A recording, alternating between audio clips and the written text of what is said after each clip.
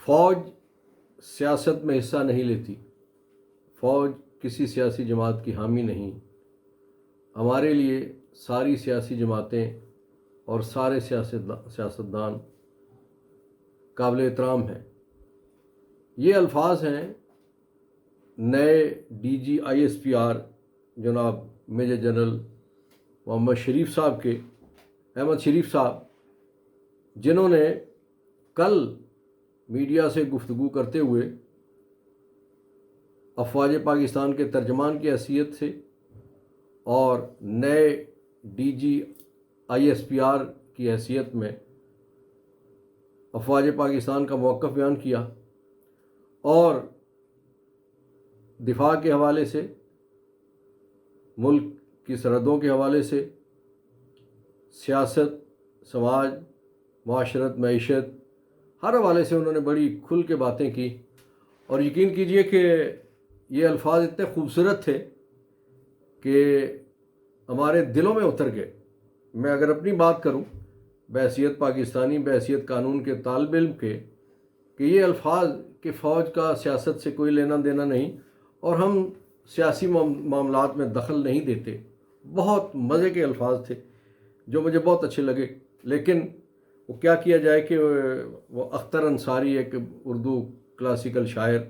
انہوں نے کہا تھا کہ یاد ماضی عذاب ہے یا رب، یاد ماضی عذاب ہے یا رب، چھین لے مجھ سے حافظہ میرا۔ وہ جب مجھے پاکستان بننے کے فوراً بعد کے حالات جب میرے سامنے آتے ہیں، کہ جس میں سب سے پہلا واقعہ قائد اعظم رحمۃ اللہ علیہ کی بیماری ہے، اور کوئٹہ ریزیڈنسی سے کراچی ان کی شفٹنگ، اور راستے میں ایمبولنس کا خراب ہو جانا، اور ان کی پھر روح پرواز کر گئی، اللہ کو پیارے ہو گئے۔ ان کے جانے کے فوراً بعد کچھ مہینوں کے بعد ہی شہید ملت لیاقت علی خان، ان کی شہادت، اور پھر اس وقت کی جو صورتحال ہے، ایک تو یہ کہ شہید ملت کا جو مقدمہ تھا، اس کی جو انویسٹیگیٹنگ ٹیم تھی، اس انویسٹیگیشن کی جو فائل تھی وہ کدھر گئی، اس کے ساتھ کیا ہوا، ایک تاریخ ہے۔ اور پھر جو آج کے پاکستان کی اگر بات کی جائے تو شہید ملت کا قاتل سید اکبر خان ببرک اس وقت پاکستان میں اس کے ورثاء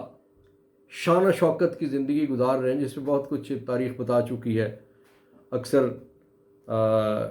ٹی وی چینلز میں بھی، اخبارات میں بھی، کالمز میں بھی، اور باقی ساری انویسٹیگیشن جو اس طرح کی انویسٹیگیٹو جرنلسٹ ہیں وہ بتاتے رہتے ہیں کہ اس وقت شہید ملت کے قاتل کے ورثاء موج میلے کی زندگی گزار رہے ہیں، اور شہید ملت کی فیملی کو کوئی جانتا تک نہیں، گمنامی کی زندگی گزار رہے ہیں۔ دوستو،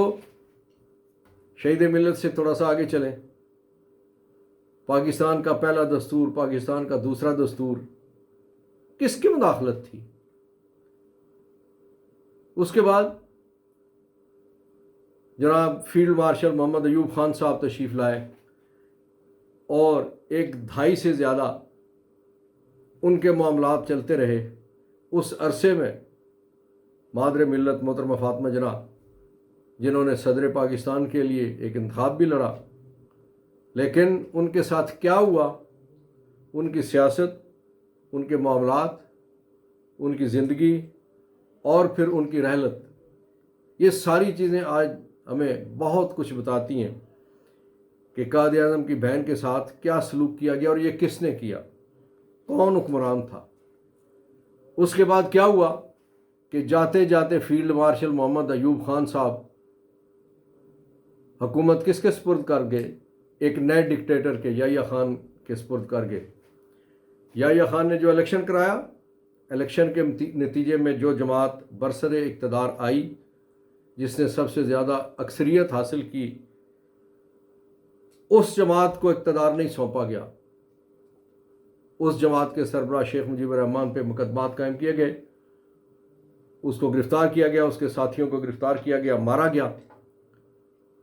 ان پہ زمین تنگ کی گئی، اور اس کا نتیجہ یہ نکلا کہ چند ہفتوں، چند مہینوں کے اندر پاکستان 2 لخت ہو گیا، اور مشرقی بازو بنگلہ دیش کی صورت میں آزاد ہو گیا۔ ہم نے اس سے بھی سبق نہیں سیکھا، ہم نے پھر بھی مداخلت جاری رکھی، اور پھر کیا ہوا کہ پاکستان کو پہلا دستور دینے والا ذوالفقار علی بھٹو ایک سیاسی مقدمے میں اسے عدالتی قتل کا سامنا کرنا پڑا، جو تاریخ آج دن تک بھٹو کے مقدمے کے حوالے سے نفرت کی نگاہوں سے دیکھتی ہے۔ کون حکمران تھا؟ کس نے مداخلت کی تھی؟ کون سیاست میں مداخلت کر رہا تھا؟ اس کے بعد کیا ہوا؟ وہ معاملات آگے چلتے گئے۔ بھٹو صاحب کی پھانسی کے بعد پھر ایک وقت آیا، پھر ایک ڈکٹیٹر نے سیاست لپیٹ دی، آئین کو معطل کر دیا، اور اپنی طرز کی اس نے سیاست شروع کر دی، اور اس کے نتیجے میں لال مسجد کا سانیہ ہو، اکبر بگٹی کی شہادت ہو، ٹی ٹی پی کا بننا ہو، اور بہت ساری لسانی اور مذہبی ایسی تنظیمیں جو کچھ ضیاء الحق صاحب کے دور میں بنی تھی، کچھ مشرف صاحب کی آشیرواد سے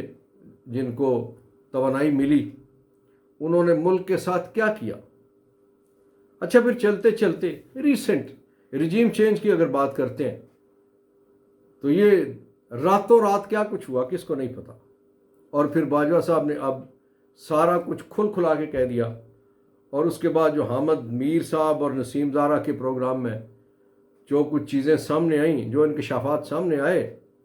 پھر باجوہ صاحب نے اپنے منہ سے جو کچھ کہا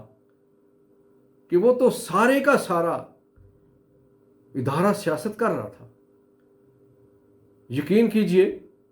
کہ دل چاہتا ہے کہ میں اس سارے کو بھول جاؤں، میری قوم اس کو بھول جائے، لیکن ممکن نہیں ہے بھولنا۔ ہاں، ایک خوبصورت بات ہے کہ جس طرح سے نئے D G I S P R نے کہا کہ ہمارا سیاست سے تعلق نہیں، ہمارے لیے سارے ایک جیسے برابر ہیں۔ کاش کہ ایسا ہو بھی جائے، کیونکہ اس وقت تک ایسا نظر نہیں آ رہا۔ آپ دیکھیے، اس وقت تک ایک جماعت ہے جو تختہ مشق بنی ہے، ایک جماعت کے سربراہ کے خلاف 150 مقدمات بنے چند ہفتوں میں، ایک جماعت کے درجنوں بڑے لیڈر گرفتار ہوئے، ان پہ غداری کے، ان پہ دہشت گردی کے، ان پہ کون سا جرم ہے جو مقدمات نہیں بنے، ان کے اپنے ذلِ شاہ کو قتل کر کے اس کا مقدمہ بھی اسی کی قیادت پہ ڈال دیا گیا، اور پھر ارشد شریف کی شہادت ہے، ذلِ شاہ کی شہادت ہے، بے شمار اور چیزیں۔ پھر ریسنٹلی جو ایک رہنما جنہوں نے فضل الرحمان صاحب کو سیاست میں دھول چٹائی تھی، الیکشن میں ان کو ناک آؤٹ کیا، اور وہ اتنا غصہ ہے کہ اس بیچارے کو گرفتار کر کے اس کی زلفیں کاٹی گئیں، اور پھر تماشا بنایا گیا، لوگوں کو طرح طرح سے نئے نئے طریقوں سے انہیں اینٹیں باندھی گئیں، اعضاء کاٹے گئے،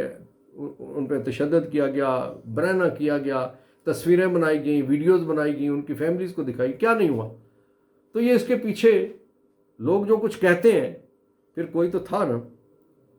جناب D G I S P R sahab, آپ کے الفاظ پہ ہمیں بھروسہ ہے۔ ایک چیز کا قوم کا مطالبہ ہے کہ کاش کہ آپ یہ جو اس وقت آپ نے ارشاد فرمایا کہ ہمارے لیے سب برابر ہیں، ہم سیاست میں حصہ نہیں لیتے، ہمارے لیے ساری سیاسی جماعتیں ایک جیسی ہیں، سارے سیاسی رہنما ایک جیسے ہیں، ایک کام آپ کر جاتے، وہ یہ کہ جو کچھ پیچھے ہوا، 4 مارشل لائی ادوار ہیں، اور پھر اس کے علاوہ مارشل لاؤں کے علاوہ جو سیاسی ادوار ہیں، جو اس میں جو مداخلت ہوتی رہی اور جو کچھ ہوتا رہا، اس کے حوالے سے ایک جملہ کہہ دیتے کہ اس میں ہم نادم ہیں، شرمسار ہیں، اور قوم کے سامنے اعتراف کرتے ہیں کہ ہم سے غلطیاں ہوئی ہیں، اور ہم کوشش کریں گے کہ مستقبل میں ایسی غلطیاں نہ کریں جو ماضی میں غلطیاں کی، جن کی وجہ سے ملک ٹوٹا، 2 دساتیر، 2 آئین بے وقت ہوئے، اور تیسرا جو متفقہ اور مشترکہ آئین بنا وہ بھی مداخلت کی وجہ سے ایک بار نہیں بلکہ 2 بار اسے بھی زمین پہ پھینک دیا گیا، ایک کاغذ کا ٹکڑا سمجھ کے۔ تو آئندہ کے لیے آپ یہ ارشاد جو آپ نے فرمایا ہے، تھوڑی سی وہ پہلے والی چیزیں ان کے حوالے سے ارشاد فرما دیتے کہ ہمیں ادارے کو اس بات پہ افسوس ہے، چلے ایسے ہی کہہ دیتے کہ جو مداخلت ہوتی رہی اس پہ ہمیں افسوس ہے اور آئندہ مداخلت نہ کرنے کا ہم عہد کرتے ہیں، تو زیادہ اچھا ہوتا، قوم کا اعتماد بحال ہوتا، قوم کے وہ جو زخم ہیں، وہ قوم کی جو جراحت ہوئی ہے، جو چیر پھاڑ ہوئی ہے، جو زخم چھدا ہوا ہے، وہ چلیے وہ مرم تو نہ لگتی لیکن ایک تھوڑی سی